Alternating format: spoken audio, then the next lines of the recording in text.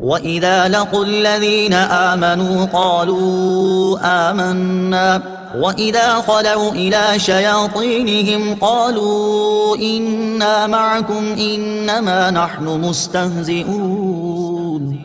ترجمہ: اور جب یہ ایمان والوں سے ملتے ہیں تو کہتے ہیں ہم ایمان لا چکے ہیں، اور جب اپنے شیطانوں کے پاس تنہائی میں جاتے ہیں تو کہتے ہیں کہ ہم تمہارے ساتھ ہیں، ہم تو صرف ہنسی مذاق کرتے ہیں۔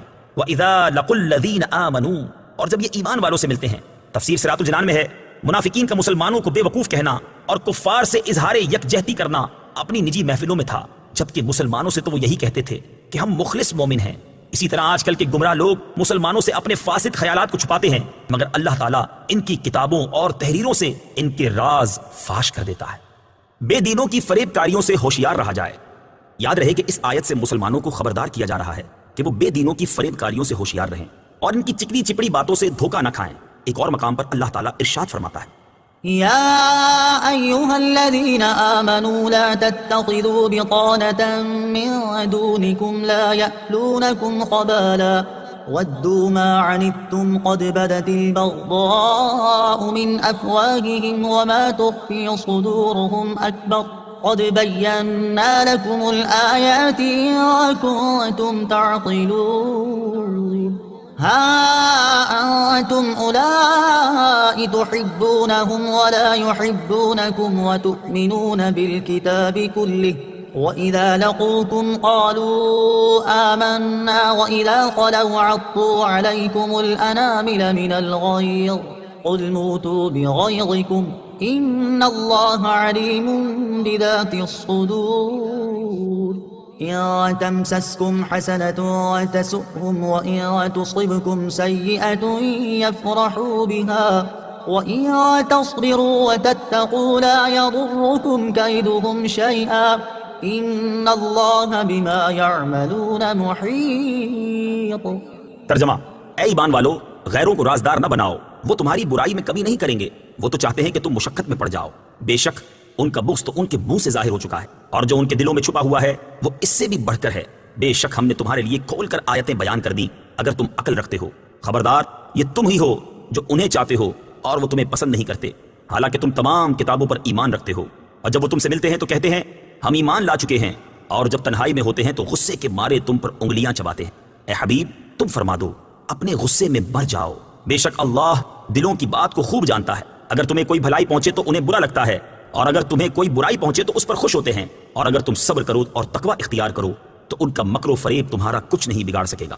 بے شک اللہ ان کے تمام کاموں کو گھیرے میں لیے ہوئے ہے۔ مسلم شریف کی حدیث ہے، رسول کریم صلی اللہ تعالی علیہ وسلم نے ارشاد فرمایا، ایاکم و ایاہم لا یضلونکم ولا یفتنونکم، ان سے دور رہو اور انہیں اپنے سے دور کرو، کہیں وہ تمہیں گمراہ نہ کر دیں، کہیں وہ تمہیں فتنے میں نہ ڈال دیں۔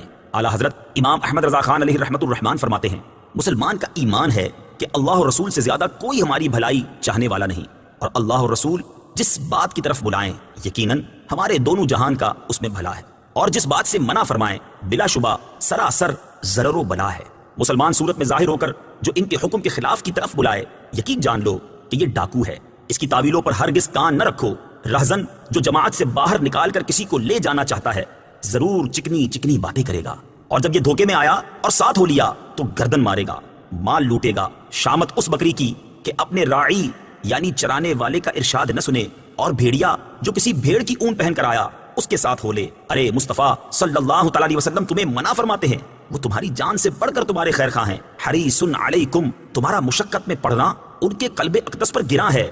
عزیز علیہ ما عنتم، واللہ وہ تم پر اس سے زیادہ مہربان ہیں جیسے نہایت چہیتی ماں اکلوتے بیٹے پر۔ بالمؤمنین رؤوف الرحیم، ارے ان کی سنو، ان کا دامن تھام لو، ان کے قدموں سے لپٹ جاؤ۔ وَإِذَا خَلَوْا إِلَىٰ شَيَاطِينِهِمْ، اور جب اپنے شیطانوں کے پاس تنہائی میں جاتے ہیں۔ تفسیر صراط الجنان میں ہے، یہاں شیاطین سے کفار کے وہ سردار مراد ہیں جو دوسروں کو گمراہ کرنے میں مصروف رہتے ہیں۔ منافق جب ان سے ملتے ہیں تو کہتے ہیں ہم تمہارے ساتھ ہیں، اور مسلمانوں سے ملنا محض استہزاء کے طور پر ہے، اور ہم ان سے اس لیے ملتے ہیں تاکہ ان کے راز معلوم ہوں اور ان میں فساد انگیزی کے مواقع ملیں۔ اس سے معلوم ہوا کہ جس طرح جنات میں شیاطین ہوتے ہیں اسی طرح انسانوں میں بھی شیاطین ہوتے ہیں۔ انما نحن مستہزئون، ہم تو صرف ہنسی مذاق کرتے ہیں۔ تفسیر صراط الجنان میں ہے منافقین صحابہ کرام علیہم رضوان کے سامنے ان کی تعریفیں کرتے اور بعد میں ان کا مذاق اڑاتے تھے. اسی بات کو بیان کرنے کے لیے یہ آیت مبارکہ نازل ہوئی. صحابہ کرام اور علماء دین کا مذاق اڑانے کا حکم اس آیت سے معلوم ہوا کہ صحابہ کرام رضی اللہ تعالی عنہم اور پیشوایان دین کا مذاق اڑانا منافقوں کا کام ہے. آج کل بھی ایسے لوگوں کی کمی نہیں جو اپنی مجلسوں اور مخصوص لوگوں میں علماء و صلحاء اور دینداروں کا مذاق اڑاتے اور ان پر پھبتیاں کستے ہیں، اور جب ان کے سامنے آتے ہیں تو منافقت سے بھرپور ہو کر خوشامد اور چاپلوسی کرتے ہیں اور تعریفوں کے پل باندھتے ہیں. یوں ہی ایسے لوگوں کی بھی کمی نہیں جنہیں مذہب اور مذہبی نام سے نفرت ہے اور مذہبی حلیہ اور وضاقتہ دیکھ کر ان کی طبیعت خراب ہو جاتی ہے. اللہ تعالیٰ ان لوگوں کو ہدایت عطا فرمائے. یاد رہے کہ انبیاء کرام علیہ الصلوۃ والسلام اور دین کا مذاق اڑانا کفر ہے. یوں ہی صحابہ کرام رضی اللہ تعالی عنہم کی بے ادبی گمراہی ہے. اسی طرح علم کی وجہ سے علماء دین کا مذاق اڑانا کفر ہے ورنہ حرام ہے. اللہ یستہزئ بہم ویمد